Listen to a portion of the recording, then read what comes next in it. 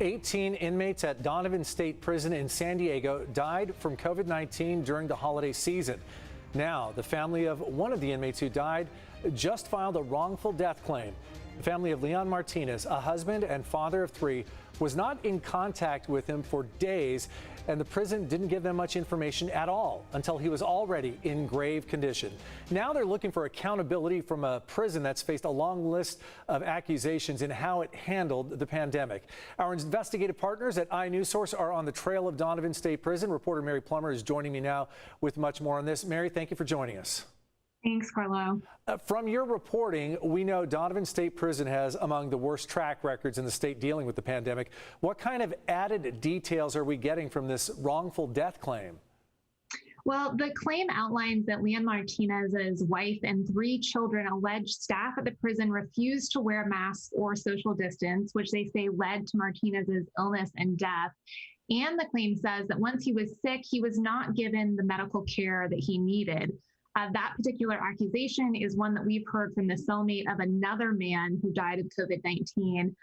Carlo, unfortunately, the reports of problems at Donovan during the pandemic are quite extensive, as we've talked about.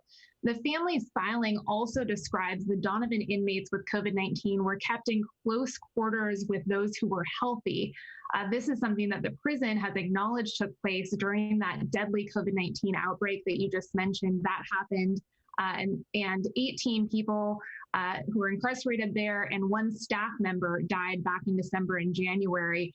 And I should say that a spokesperson for the Corrections Department would not answer questions about Martinez's death or his family's claim.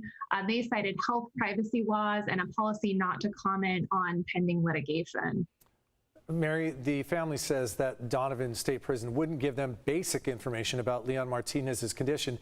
Even once he was hospitalized, what can you tell us about how the prison handled his sickness and death? That's right. They were given very few details by the prison. They initially became worried when he stopped calling. He was someone who was in frequent contact with them. When that happened, Martinez's wife says she tried to check in on him, made many calls to the prison. They would not tell her much about what was going on. When they finally told her that he'd been hospitalized, they would not tell her where or why. She had to call hospitals all across San Diego County herself to find him. They also did not consult her before placing him on a ventilator, according to what she's told myself and my colleague Jill Castellano, who co-reported this story. Here is his wife, Evangelina Garcia, in an interview that we did. She says the prison needs to be held accountable for this death and that she wants to see improvement in care for current inmates.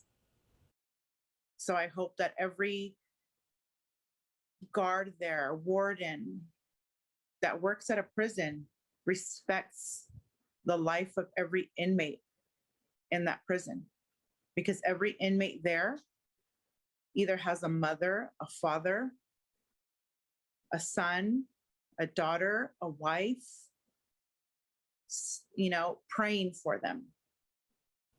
Really disturbing and tragic situation, Mary. We only have about 30 seconds left. So what's next in this case? The family submitted the claim to the state's Office of Insurance and Risk Management.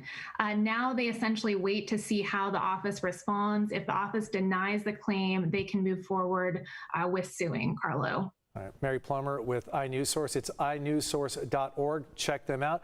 Donate to them as well. Mary Plummer, thanks for joining us as always. Thank you, Carlo.